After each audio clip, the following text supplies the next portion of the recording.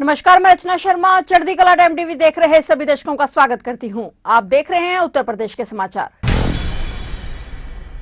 मुख्यमंत्री योगी आदित्यनाथ ने आवास एवं शहरी नियोजन विभाग की बैठक में लंबित आवासीय और व्यावसायिक आवंटनों के त्वरित निस्तारण के लिए एक मुश्त समाधान योजना लागू करने के निर्देश दिए। उन्होंने कहा कि वर्षों से लंबित देयों और विवादित मामलों के कारण न केवल योजनाओं की प्रगति प्रभावित होती है, बल्कि आम नागरिकों को भी परेशानियों का सामना करना पड़ता है। मुख्यमंत्री ने कहा कि सरकार का उद्देश्य ऐसी व्यवस्था लागू करना है जिसमें समाधान तेज, पारदर्शी और सभी के लिए व्यावसायिक हो। एक बयान में मुख्यमंत्री ने कहा कि प्रदेश की किसी भी योजना में लंबित भुगतान या विवादित आवंटन राज्य की विकास गति को धीमा करते हैं। इसलिए आवास विभाग को ऐसी समाधान प्रदान व्यवस्था लागू करनी चाहिए जिसमें विभाग को आवश्यक राजस्व प्राप्त हो और आवंटियों को भी राहत मिले। विभाग द्वारा प्रस्तुत आंकड़ों में प्रदेश के विभिन्न आवासीय और व्यावसायिक परिसरों में मौजूद सभी बकायेदारों का विस्तृत विवरण प्रस्तुत किया गया। मुख्यमंत्री ने निर्देश दिए कि विभाग द्वारा प्रत्येक आवेदन का निस्तारण निर्धारित समय सीमा के भीतर किया जाए।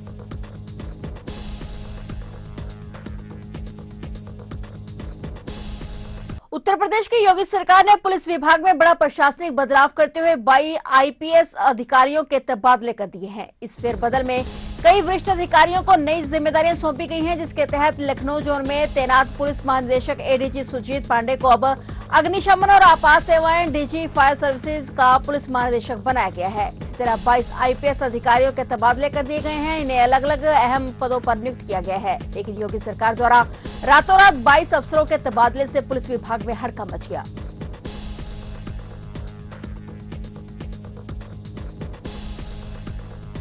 उत्तर प्रदेश सरकार ने 68,236 राज्य कर्मचारियों की फरवरी महीने की सैलरी फिलहाल रोक दी है। ये कर्मचारी अपनी चल अचल संपत्ति का विवरण समय पर मानव संपदा पोर्टल पर अपलोड करने में विफल रहे। सरकारी निर्देशों के मुताबिक यह जानकारी हर साल सभी राज्य कर्मचारियों को समय पर अपलोड करनी होती है और जारी निर्देशों के अनुसार यूपी में कुल 8,66,261 सरकारी कर्मचारी हैं। इनमें से 68,236 कर्मचारियों ने 31 जनवरी तक अपनी संपत्ति का विवरण मानव संपदा पोर्टल पर अपलोड नहीं किया और इसके चलते उनके वेतन पर रोक लगाई गई है। उत्तर प्रदेश सरकार भ्रष्टाचार के खिलाफ सख्त रवैया अपनाए हुए है। सरकार के मुताबिक जिन कर्मचारियों ने संपत्ति का विवरण नहीं दिया, उन्हें जनवरी महीने का वेतन फरवरी में नहीं मिलेगा। सरकार का कहना है कि यह कार्रवाई भ्रष्टाचार के प्रति शून्य सहिष्णुता नीति के अनुरूप की गई है और इसका उद्देश्य सरकारी कर्मचारियों की पारदर्शिता बढ़ाना है। यूपी सरकार ने स्पष्ट किया है कि जिन कर्मचारियों ने अब तक संपत्ति विवरण अपलोड नहीं किया है, उन्हें संबंधित विभाग के माध्यम से तुरंत जानकारी अपलोड करने के लिए कहा जाएगा और यदि इस आदेश का पालन नहीं किया गया तो सख्त कार्रवाई की जाएगी।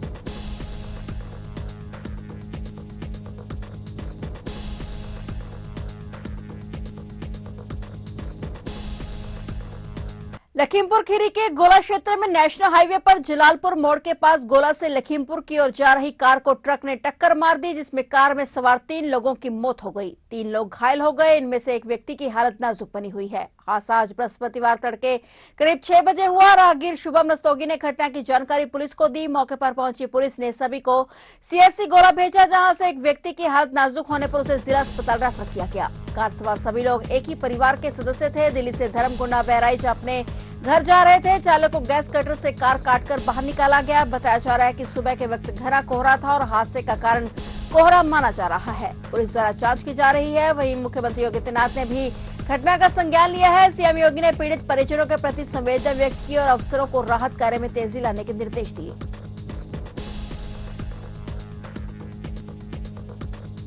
राजधानी लखनऊ के बाजार खाला में चीनी मांझे में फंसकर एक युवक की मौत के बाद प्रदेश की योगी सरकार ने सख्त निर्णय लिया है। मुख्यमंत्री योगी आदित्यनाथ ने राज्य में चीनी मांझे के इस्तेमाल पर रोक लगा दी है। मुख्यमंत्री ने इस संबंध में पुलिस अधिकारियों को पूरे राज्य में छापेमारी करने के निर्देश दिए हैं। उन्होंने ये भी कहा है कि चीनी मांझे में से होने वाली मौतों को हत्या माना जाएगा। पूरे राज्य में की गई कार्रवाई की उच्च स्तर पर समीक्षा की जाएगी। बाजार खाला में पतंग की डोर ने एक युवक का गला रेत दिया और इस दौरान गले की नस कट जाने से युवक की दर्दनाक मौत हो गई। वहीं कुछ दिन पहले हवा में उड़ती पतंग के तार के हाईटेंशन लाइन पर गिर जाने से मेट्रो ट्रेन जहां की तहां वहां रुक गई थी और इसके बाद सीएम योगी आदित्यनाथ ने यह सख्त फैसला लिया है। मुख्यमंत्री योगी आदित्यनाथ ने चीनी मांझे के इस्तेमाल पर रोक लगा दी है। इसके कारण होने वाली मौतों को हत्या की श्रेणी में रखा जाएगा। मांझे के इस्तेमाल पर रोक के लिए पूरे राज्य में कार्रवाई की जाएगी और जिसकी उच्च स्तर पर समीक्षा करने के निर्देश दिए गए हैं।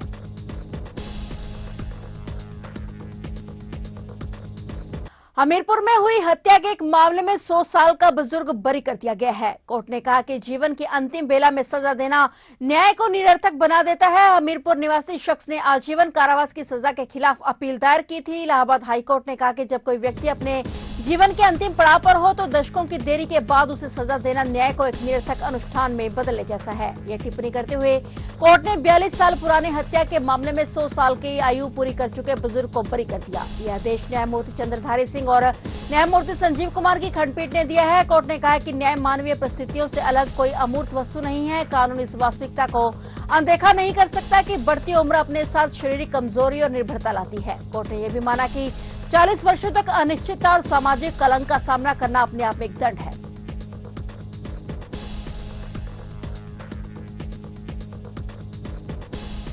बरेली को एक और सौगात मिलने जा रही है। बीडीए रामगंगानगर के सेक्टर 7 में मीडिया टावर का निर्माण किया जाएगा। बीडीए का दावा है कि यह प्रदेश का पहला मीडिया टावर होगा और बीडीए कंप्यूटर की तर्ज पर अब बरेली में 11 मीटर ऊंचे अत्याधुनिक मीडिया टावर का निर्माण करवाएगा और यह न केवल सूचनाओं के प्रसार का माध्यम बनेगा बल्कि शहर की सुंदरता में भी चार चांद लगाएगा। पर्यटन में भी वृद्धि होगी। बीडीए के अधिकारी ने बताया कि रामगंगानगर आवासीय योजना के सेक्टर 7 में 2.5 करोड़ रुपए की लागत से इस टावर का निर्माण कराया जाएगा। इसमें सिंगापुर के प्रसिद्ध गार्डन वायदा वे पार्क की तरह से ढलान वाली एलईडी स्क्रीन का उपयोग किया जाएगा और मीडिया टावर न केवल देखने में भव्य होगा बल्कि तकनीकी रूप से भी काफी सक्षम होगा। 11 मीटर ऊंचे टावर में 8 मीटर का डिस्प्ले एरिया होगा और इसकी स्क्रीन पर समाचार, सरकारी योजना और विज्ञापनों का प्रसारण उच्च गुणवत्ता के साथ किया जाएगा। इस परियोजना का प्राथमिक उद्देश्य केंद्र और राज्य सरकार की जन कल्याणकारी योजनाओं की जानकारी सीधे आम जनता तक पहुंचाना है। टावर की ढलान वाली स्क्रीन पर विज्ञापन देना विज्ञापन दाताओं के लिए प्रतिष्ठा का विषय होगा। आने वाले समय में यह मॉडल प्रदेश के अन्य बड़े शहरों के लिए भी प्रेरणा का स्रोत बन सकता है।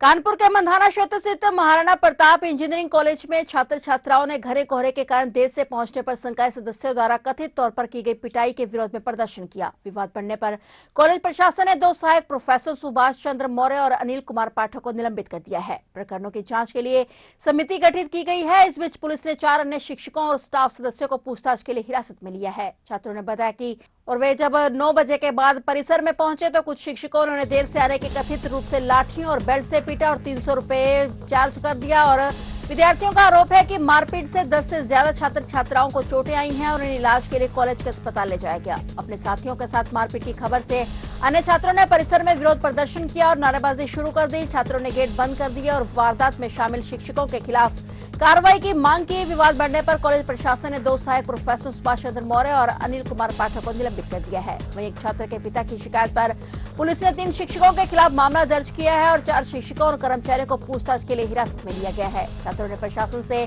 लिखित आश्वासन मांगा है कि विरोध प्रदर्शन में भाग लेने वाले विद्यार्थियों के खिलाफ कोई अनुशासनात्मक कार्रवाई नहीं की जाएगी। क्या हुआ है और किस कारण हुआ है, क्या मांगे चाहते? यहाँ महाराणा प्रताप कॉलेज है मंधना थाना क्षेत्र बिटूर में। यहाँ पर पुलिस को सूचना प्राप्त होती है कुछ बच्चे जो यहाँ स्टूडेंट्स हैं वो आक्रोशित होकर के यहाँ पर हंगामा कर रहे हैं। तत्काल पुलिस मौके पर पहुँचती है। पता ये चलता है कि यहाँ पर स्टूडेंट्स की एंट्री को टाइमिंग को लेकर के कुछ विवाद हुआ था। यहाँ की फैकल्टी और गेट पे जो गार्ड्स रहते हैं उनको लेकर के कुछ विवाद हुआ। उसमें कुछ गार्ड्स और यहाँ की कुछ फैकल्टीज ने जो यहाँ के स्टूडेंट थे, छात्र थे, उनके साथ हाथापाई की, उनके साथ मारपीट की। इस कारण से छात्रों में आक्रोश था। छात्र प्रदर्शन कर रहे थे। तत्काल यहाँ पर पुलिस मौके पर पहुंचती है। उच्च अधिकारी है वो भी मौके पर पहुंचते हैं। छात्रों से बातचीत की जा रही है। उनकी कुछ डिमांड्स हैं, उनको हम लोगों ने रिटर्न डिमांड्स उनकी लिया है। जिन्होंने मारपीट किया था उनको पुलिस ने हिरासत में ले लिया है और जो भी अन्य इनकी डिमांड्स हैं उसमें इन लोगों से लिखवा करके हम लोग ले रहे हैं। और अभी फिलहाल शांति व्यवस्था की कोई ऐसी समस्या नहीं है। यहाँ पर बातचीत चल रही है और जो भी नियमानुसार विधिक कार्रवाई है वो अमल में लाई जाएगी। अभी तक कितनी शिकायतें आपके पास में आई हैं, कितने प्रार्थना पत्र आते हैं? अभी यहाँ पे जो अलग अलग स्टूडेंट्स हैं जिन अलग अलग समय पर जो शिकायतें, इसमें केवल आज की ही शिकायत शामिल नहीं है। इनमें कुछ स्टूडेंट्स की शिकायत थी कि पहले भी टाइमिंग को लेकर के इनके साथ वाद विवाद हुआ है, अनावश्यक रूप से एब्सेंट मार्क कर दिया जा रहा है। अन्य अलग अलग तरह की शिकायतें प्राप्त हुई है। तो सभी स्टूडेंट्स के जो ग्रुप्स हैं उनसे शिकायतें प्राप्त कर उनको कंसोलिडेट करके और आज की जो घटना हुई है उसके क्रम में हम लोग जो विधिक कार्रवाई वो अमल में लाई जा रही है। आज जिन्होंने घटना कारित किया था, जिन्होंने मारपीट की थी छात्रों के साथ, उनको हिरासत में ले लिया गया है। नियमानुसार विधिक कार्रवाई की जा रही है। सर स्थिति कैसी है अभी? स्थिति अभी सामान्य है, बातचीत चल रही है, सभी स्टूडेंट से बातचीत चल रही है। स्टूडेंट्स भी अपनी डिमांड्स रख रहे हैं, हम लोग यहाँ पर हैं, उनके साथ डायलॉग बातचीत लगातार चल रही है। अच्छा, बताया कि यहाँ पर बहुत सारे स्टूडेंट्स ग्रुप हैं जिन्होंने अलग अलग समय पे अलग अलग तरीके से शोषण करने के आरोप लगाए हैं। उन सभी से तहरीर प्राप्त की गई है, उसके बाद नियमानुसार विधिक कार्रवाई इसमें की जाएगी। कुछ छात्र सर घायल भी हैं, उनके लिए जैसा मैंने बताया, जो छात्र घायल है उनको उपचार हेतु यहाँ पे हॉस्पिटल भेजा गया है। और कुछ छात्र यहाँ पर है जिनके साथ हाथापाई की गई थी, वो छात्र भी यहाँ पर है।